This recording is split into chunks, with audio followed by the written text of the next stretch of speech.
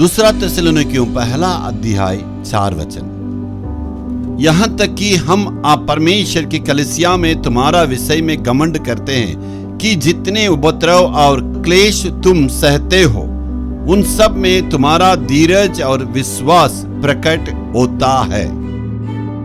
इस थिस्सलुनीकियों कलीसिया की रोपण ऐसे हुई है, बहुत ही दुखों और परेशानियों में ही इस कलीसिया की स्थापना हुई है।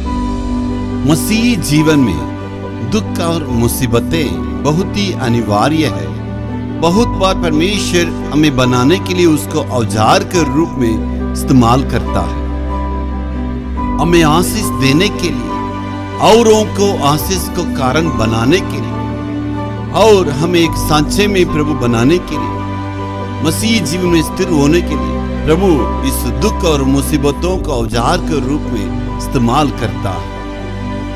पवित्र पौलुस भी 2 कुरिन्थियों 12 अध्याय में इसी को कहता है।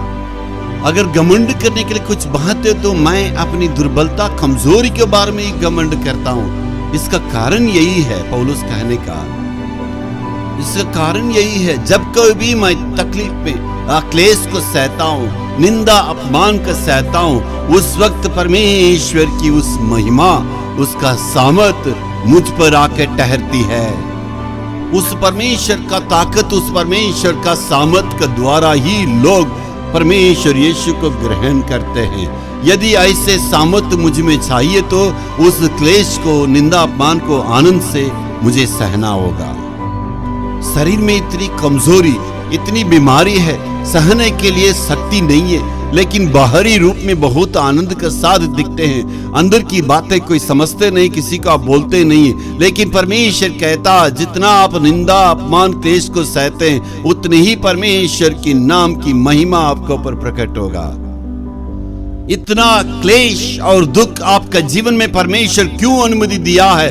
आपको परमेश्वर बनाना चाहता, फिर से परमेश्वर के लिए दौड़े, फिर से परमेश्वर के लिए काम करना, फिर से परमेश्वर की उस महिमामय सेवा में आपको मजबूती के साथ आगे बढ़ना है।